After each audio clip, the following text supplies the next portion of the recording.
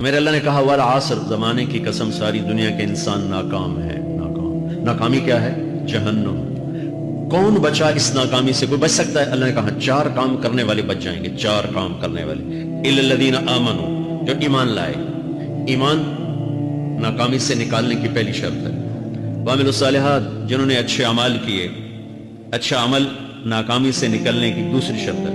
وتواصوا بالحق، جنہوں نے حق کی دعوت دی۔ یہ تبلیغ کا کام، جس کو آپ تبلیغی جماعت سمجھتے ہیں، یہ تبلیغی جماعت نہیں ہے، یہ میرے رب کی لگائی ہوئی ذمہ داری ہے ختم نبوت کی وجہ سے کہ میرے نبی کے بعد اب کوئی نہیں آئے گا۔ تم اے امت محمد اس دعوت کے کام کو اور حق کی دعوت کو تم آگے پہنچاؤ گے۔ وتواصوا بالحق، یہ لازمی پیپر ہیں، کمپلسری پیپر، اس میں نقل بھی نہیں لگ سکتی ہے، یہ لازمی پیپر ہے۔ وتواصوا بالحق، کہ اب کوئی نبی نہیں آنے والا، لہٰذا ایک دوسرے کو تیار کرو، دنیا تک جاؤ، یہ تمہارے ذمہ ہے۔ یہ ناکامی سے نکلنے کی تیسری شرط ہے۔ چوتھا پیپر وتواصوا بالصبر، جنہوں نے صبر کی دعوت دی، صبر کیا۔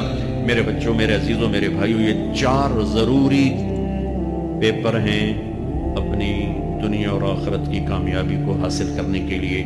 یہ 4 ضروری پرچے ہیں دنیا اور آخرت کی ناکامی سے نکلنے کے لیے۔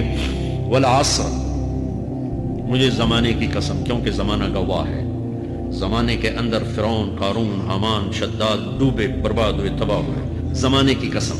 والعصر، مجھے عصر کے وقت کی قسم۔ یہ کیوں کہا؟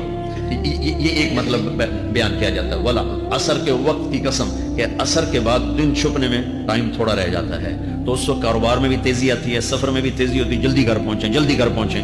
تو اللہ تعالیٰ ایک اشارہ فرما رہے ہیں والعصر، کہ تمہارے پاس بھی ٹائم تھوڑا رہ گیا ہے، یہ میری بات سن کے جلدی سے عمل کر لو، ٹائم تھوڑا ہے، جلدی سے عمل کرو، ٹائم تھوڑا ہے۔ پھر یہ صورت اتری عربوں میں۔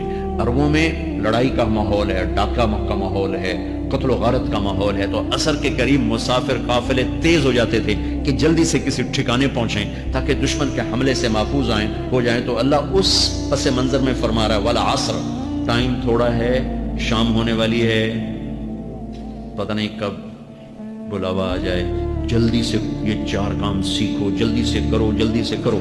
ٹھیک ہو گیا؟ تیسرا مطلب والعصر، عصر کہتے ہیں نچوڑ کو، خلاصے، نچوڑ، عصیر، جوس۔ جوس کا کام کیا ہوتا ہے؟ ایک گلاس ہے، یہ گلاس ہے نا، آپ اس میں 1 آم رکھو تو اندر نہیں جائے گا، یہیں اٹک جائے گا، ٹھیک ہے؟ اور اسی میں 2 آم کا رس نکالو تو اس میں آ جائے گا، ٹھیک؟